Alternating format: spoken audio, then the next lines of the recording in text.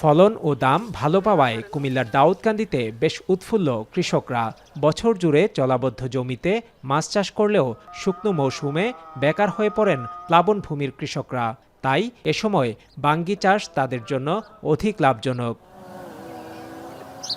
ভেলানগরের অধিকাংশ মাঠেই এবছর বাঙ্গির ভালো ফলন হয়েছে। পোকামাকড়ের আক্রমণ কম থাকায় আশানুরূপ ফলন পেয়েছেন কৃষকরা।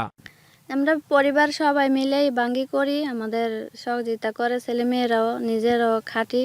আমরা এটা দিয়েই একটু লাভবান হই। এটা অন্য ফসলে তো এটা লাভ।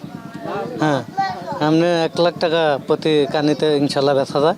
মাঠ থেকে আসা বাঙ্গি ট্রাক বোঝাই হয়ে যাচ্ছে দেশের বিভিন্ন জেলায়। আকারে বড় সুস্বাদু বাঙ্গির ভালো দাম পেয়ে সন্তুষ্ট কৃষক ও পাইকাররা। পাইকারদের পাশাপাশি বাঙ্গি কিনতে আসছেন খুচরা বিক্রেতারা। আসল কাশ্মীরি মানেই স্মার্ট কাশ্মীরি, একটি তাসমিয়া কসমেটিক্স অ্যান্ড টয়লেট্রিজ লিমিটেডের পণ্য। তো এখানে বাঙ্গি, বেলানগর বাঙ্গির ঐতিহ্য অনেক পুরানো ঐতিহ্য এবং খুব ভালো মানের বাঙ্গি। পাইকারি ব্যবসায়ী আছে, ওনারাও যদি ঠিকঠাক মতো এখান থেকে ক্রয় করে নিয়ে যায়, তাহলে কৃষকরাও কিন্তু উৎসাহিত হয়ে আরো ভালো করে ফলন করার চেষ্টা করবে আর কি। এই বাঙ্গিগুলো যায় ভৈরব, যায় নারায়ণগঞ্জ, যায় ঢাকা, যায় সিলেট ও বিভিন্ন জায়গার মধ্যে যায় বাঙ্গি। চলতি বছর অনুকূল আবহাওয়ায় বাঙ্গির উৎপাদন ভালো হয়েছে। কৃষকেরা বাঙ্গি চাষে ধানের তুলনায় 3 গুণ লাভবান হচ্ছেন বলে জানায় কৃষি অধিদপ্তর।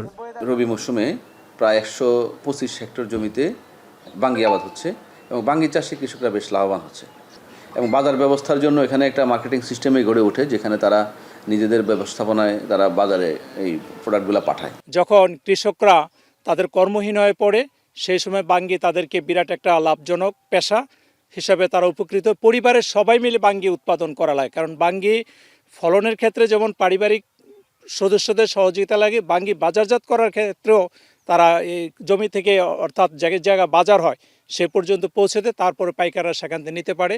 এবছর জেলার 310 একর জমিতে বাঙ্গি চাষ করা হয়েছে, যার বাজার মূল্য প্রায় 12 কোটি টাকা।